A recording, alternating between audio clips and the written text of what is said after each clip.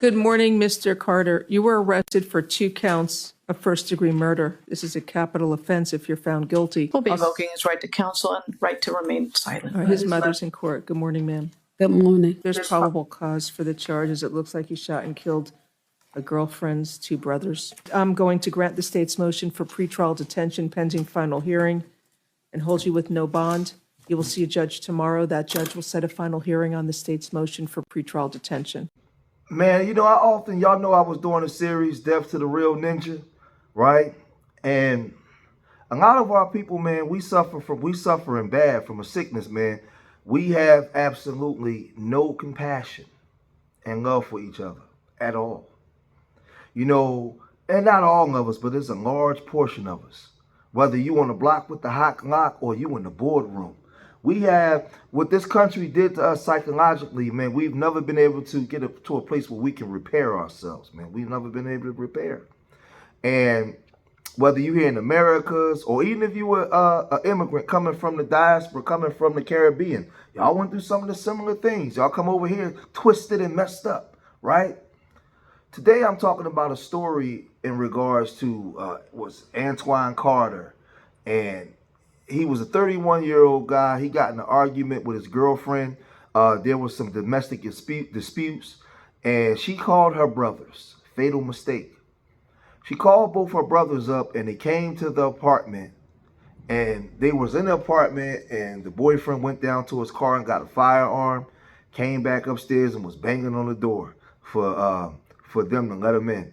And it was alleged that the sister said, "Don't let him in. He's crazy." The brother opened up the door anyway. He came in open fire and just unalive both the brothers. Now he's standing in the courtroom with a crying face after you just killed 2 black men with no regards, no care in the world, no feelings, no emotions, right?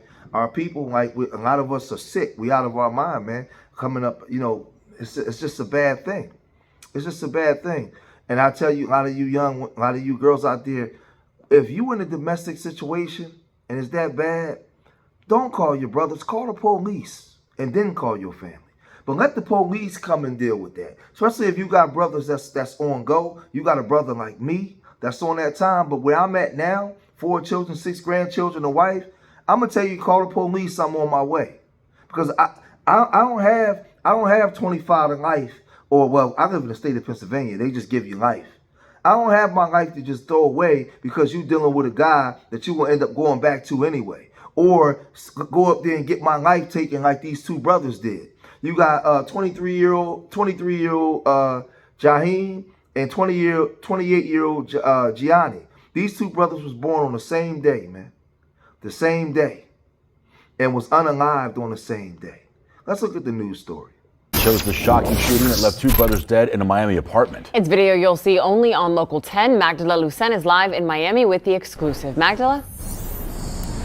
Yes, Nicole and Louis, this video that we were able to get tonight gives a glimpse of what happened on May 2nd. And we want to warn our viewers, those who will be listening to this, it's going to be hard to hear. Listen for the barrage of gunfire hailing inside of this Liberty City apartment unit for a while.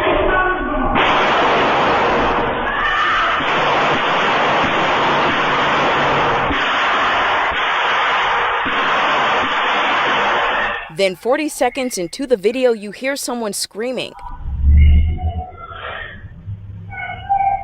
Moments later, a woman runs out of the apartment yelling down the hallway. He, police say, is Antoine Carter. The 31-year-old is accused of killing his girlfriend's brothers, Jaheim and Gianni Pierre. This is a capital offense if you're found guilty. Miami police say they have video of Carter running to a car to get a gun after he and the brothers got into an argument that turned into a fight. The sister tells police her brothers came to protect her because of a past domestic violent incident. There's a GoFundMe page online to help support the family with funeral expenses. Police say before the shooting, Carter is seen in video pacing back and forth, banging on the locked door, yelling, "I bet one of you won't open up."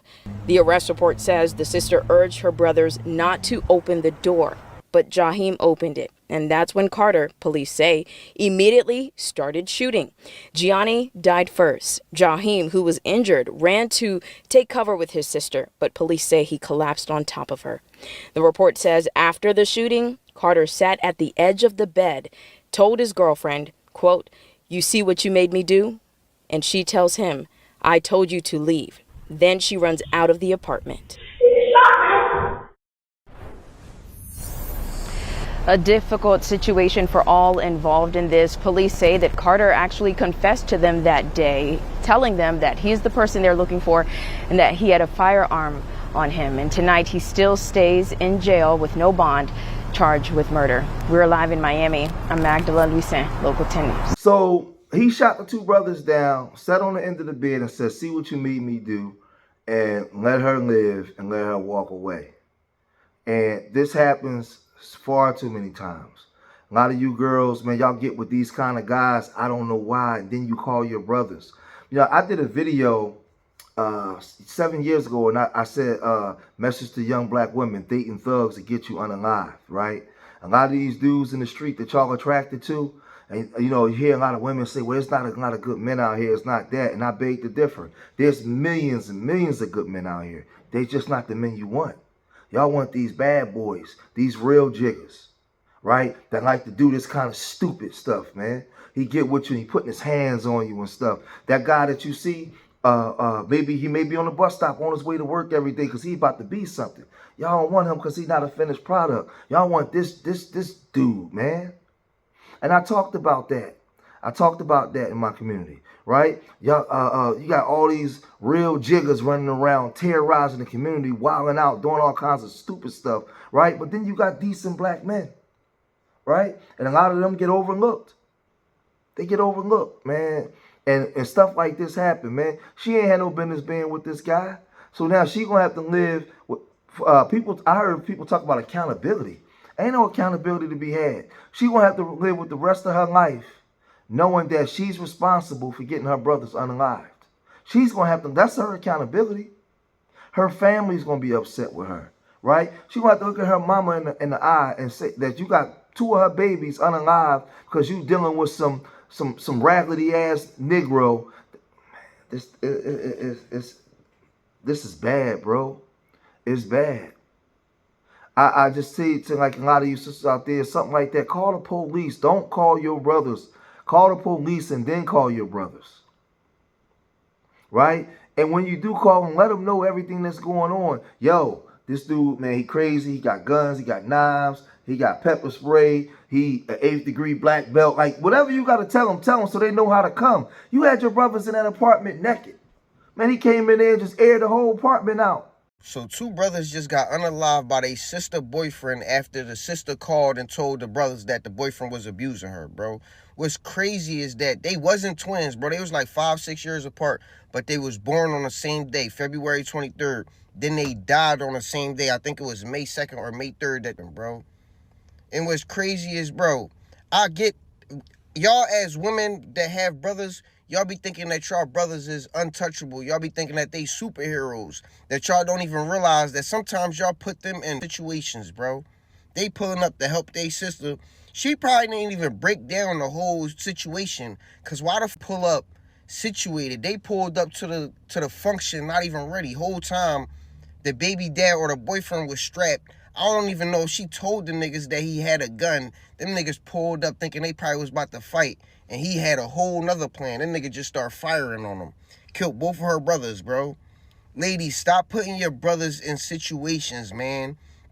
I get y'all be like, we y'all heroes, we y'all protectors and all that. I understand that. But sometimes you got to break down the entire situation. You got to let it be known that it's a gun in the house. You got to let it be known everything that's the fuck around. You got to let it be known exactly what the thing. You can't have your brothers run head first into a situation and they don't know all the details. Them niggas ran head first in that joint and got killed together, bro. All because they sister called them for a situation with her and her nigga. Them niggas ran in a situation head first, and the nigga killed both of her brothers, bro. She has to live with that for the rest of her life, bro. Before y'all go ahead and call us, really understand if it's really important enough to call us. And then when y'all do call us, make sure you let it be known, oh yeah, this nigga got a knife, or he got a gun. You gotta let all that known. Just don't be calling us, oh, he putting his hands on us, because niggas gonna run into the head first, not even really thinking. All they know is they sister getting hands put on her. You ain't letting it be known this nigga got guns all through the crib. You gotta let the whole shit be known, man. Rest in peace to them, bro. John, and pray for her, because she got to deal with that for the rest of her life. So I'll just say, man, listen, bro, we got to do better, man. Some portions of our people, because this is just the conflict resolution in our community is bad, man. It's bad, and it stems from trauma, undiagnosed trauma, man. So he goes and do that. Now he got his mama in the, in the courtroom, and I got to know what's going through the mama head. I hope, like, your son just killed your son just took the lives of 2 black men who also had a mama. So now while you standing there as a mama, their mama's going to be there. So you got 2 mamas and son, all black, and guess what? The judge is a W. So you got the judge there as a W that gets to preside over us unaliving each other. When they have the whole history, their people are unaliving us. Now we unalive us and they get to be our judges. I'm going to say that again for the people in the back that's slow. They have damn near 300-year history of unaliving us. Now we unaliving us. While we was fighting to not be unalived by them, now we unaliving us and they get to be our judge. And they get to be our judge and provide cases over us unaliving us. That's a sickness, man. That's not cool. That's not okay. Man, as my young brother said, man, rest in peace to those brothers, man. My condolences go out to their father, their mother, man, and the family, man, because I know this is devastating. Devastating. And that young sister's gonna have to live with this for the rest of her life. And she shouldn't be, I'll put it this way, she shouldn't be, there shouldn't be no domestic abuse. But I'm saying you made the fatal mistake of calling your brothers, man, instead of calling the police first. But y'all let me know what y'all think, man. If you made it this far in the video, hit that like button, subscribe to Street Media TV, leave your comments in the comment section. Remember, I love y'all. Till the next time. Peace.